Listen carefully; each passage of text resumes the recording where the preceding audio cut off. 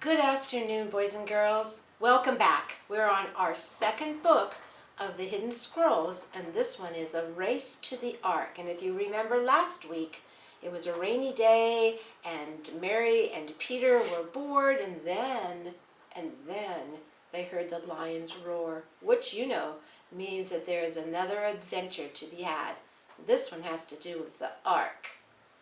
Chapter 3, Down in the Valley. Peter let go of Mary's hand and looked around. They were in the middle of woods. The sun shone through the branches and birds sang. "Oh, at least it's not raining," said Peter. "Where are we?" "Oh, it's hard to tell." Mary looked at the tall trees around them. "These woods could be anywhere." Peter pointed over her shoulder. "Let's go that way." "No," said Mary, "this way." Peter rolled his eyes. "Whatever.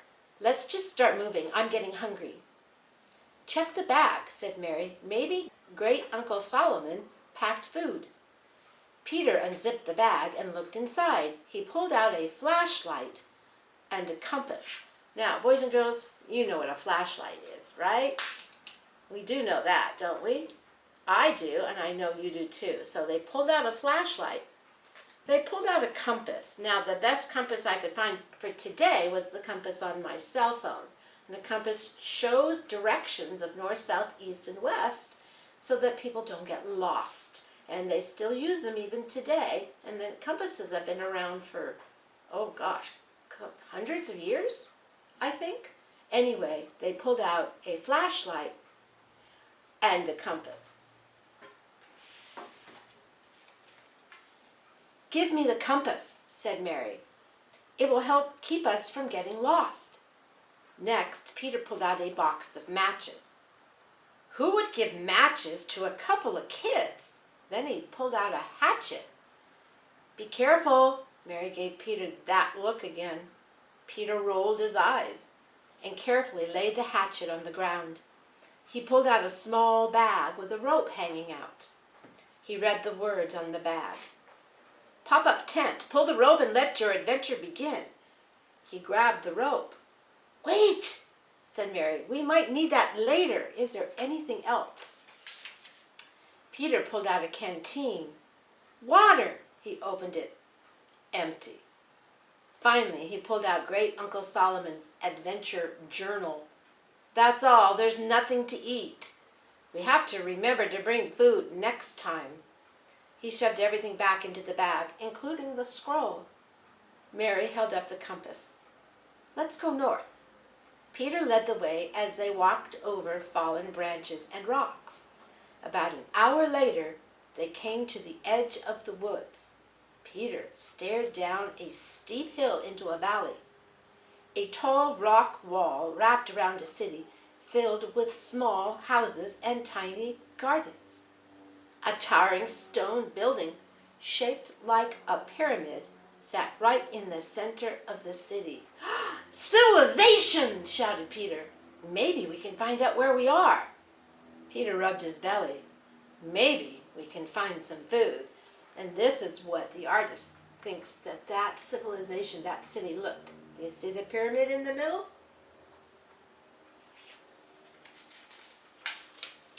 "Ruff!" Hank barked and ran down into the valley.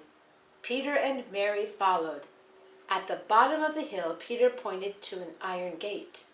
He opened it and followed Mary down a wide dirt road. The road was lined with shops that were filled with baskets, blankets, and jewelry. But Peter didn't see any food. He bumped into a tall, bearded man wearing a brown robe with a rope tied around his big, bouncy belly. "Get out of my way," grunted the man. He kicked dirt on Hank and pushed his way past Peter and Mary. "Sorry," said Peter as he brushed the dirt off Hank. People crowded the street, and everyone pushed and shoved and gave each other mean looks. There were no hellos, there were no handshakes, and no smiles. "We still need to find food," said Peter. Mary agreed with him for once. She and Hank followed Peter as he pushed his way through the smelly, cranky crowd. Nobody looked happy. Peter thought they must be hungry too. Where was the food? Suddenly, he smelled something. It wasn't a familiar smell like hot dogs or pizza, but he was pretty sure it was food. Peter let his nose lead him to a large outdoor food shop. There he found baskets full of fresh bread. Mary found tables covered with bananas, oranges, and apples. And Hank found a shelf piled high with cheese. Peter's mouth watered and his stomach rumbled. You know how that feels. "What would you like to eat?" asked a lady wearing a purple robe and a long golden necklace. "I want 2 of everything," said Peter. "Give me your coins and you can have whatever you want," she said.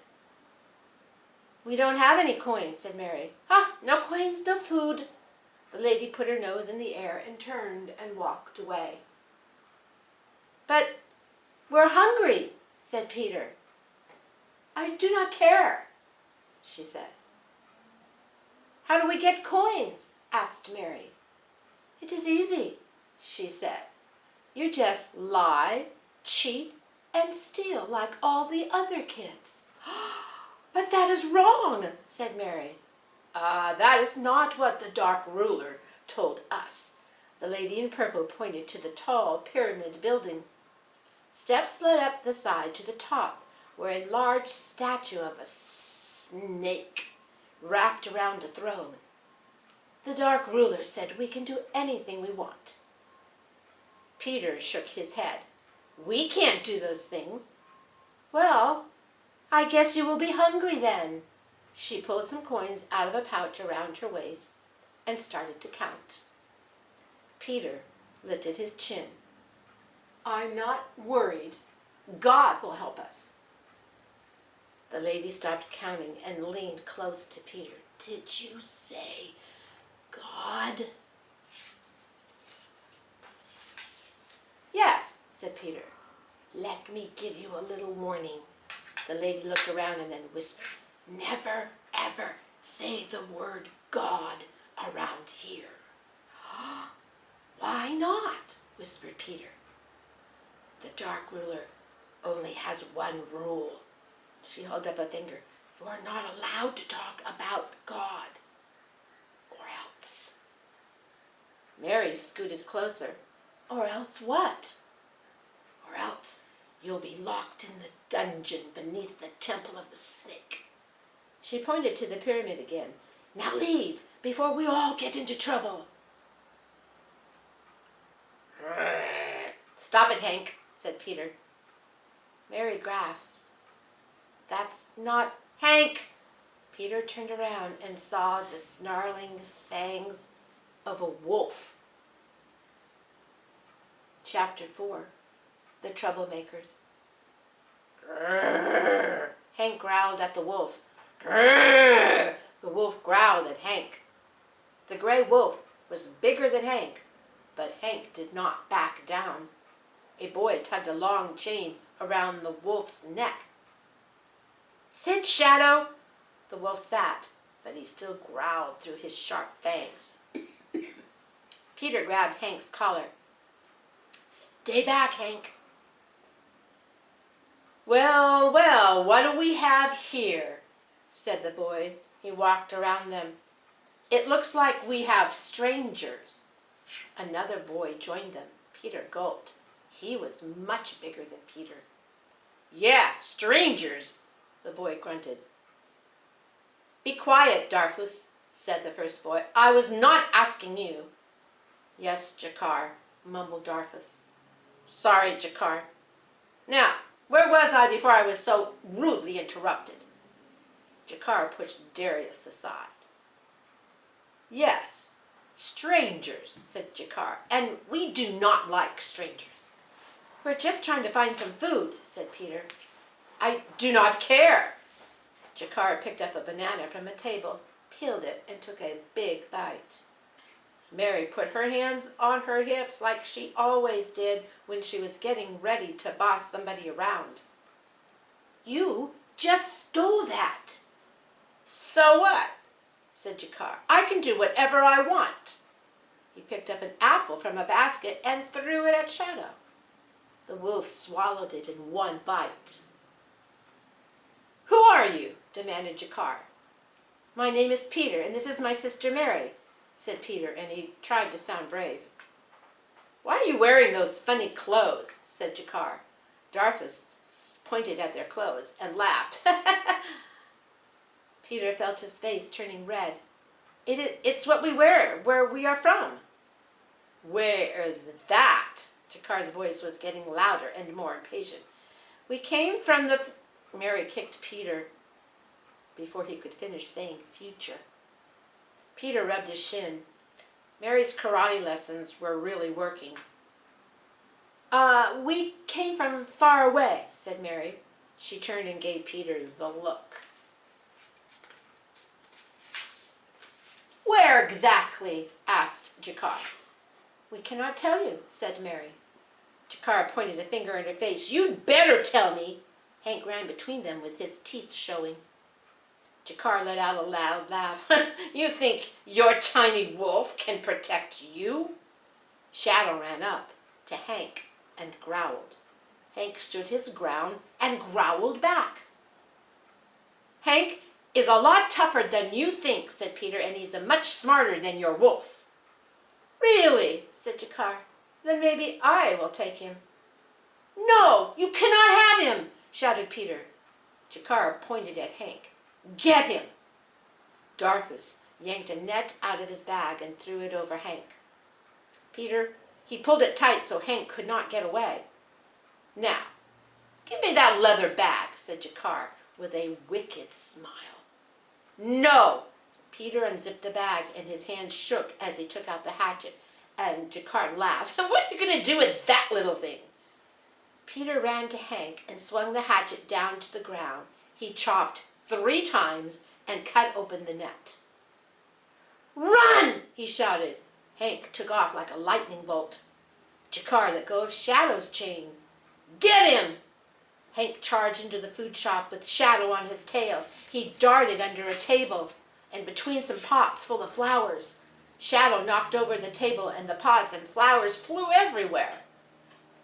My flowers! Cried the lady in purple. Hank headed toward one of the wooden posts that was holding up the roof of the food shop. Shadow was right behind him. Hank ran in circles around the post. Shadow chased him around and around. Shadow's chain wrapped tighter and tighter around the post. Clank! The chain pulled tight and yanked Shadow back. Hank! Run for the woods! Shouted Peter. Shadow growled and tugged, but he couldn't get free. This is kind of what it might have looked like to them. Shadow growled and tugged, but he could not get free. Peter grinned. I told you Hank was smart. And he put the hatchet back in the bag. Darfus, get the bag while I unwrap the chain. Jakar ran to Shadow. No problem. Darfus smiled and he walked toward Peter and he reached for the bag. Peter gave Mary a thumbs up. She ran straight at Darfus. She jumped in the air, hi-ya! Aimed a spinning kick at his belly. Darfus fell back and rolled across the dusty ground. Peter picked up the bag. Let's get out of here. He and Mary ran toward the gate, and Peter took one last look backwards. He gasped. Shadow was loose. Hurry, Mary! Peter grabbed Mary's hand and dashed through the crowd. Shadow, Jakar, and Darfus were close behind. Peter could almost smell their breath, especially Shadow's. Suddenly, a strong wind blew through the city, and dust filled the air, and everyone covered their eyes. There's the gate! Mary was breathing hard. Peter pulled her through the gate, and the wind blew harder. There they are! Shouted Jakar. Peter turned to look. Jakar was still inside the wall. Get them! Jakar said. Shadow and Darfus ran toward the gate. Another huge gust of wind blew. The gate slammed shut. You can run, but you cannot hide, Jakar shouted, "We will find you!" Peter and Mary kept running until they were out of sight. Mary wiped the dust from her eyes and said, "Oh, that was close." "Hey, good karate kick back there," said Peter. Mary winked at him. "Good idea to use the hatchet," barked Hank. Peter looked up the hill and saw Hank standing at the edge of the woods. Someone was with him. "Who is that?" asked Mary. Peter wiped his face with his sleeve. "I can't tell with this dust in my eyes. Let's find out." "Who do you think it is? Is it Great Uncle Solomon? Is it the dark ruler? Or could it be Michael, the angel?" You'll have to come back to find out what happens next. I hope you enjoyed these 2 chapters, and we'll see you next week. Have a great weekend. God bless you, and be well.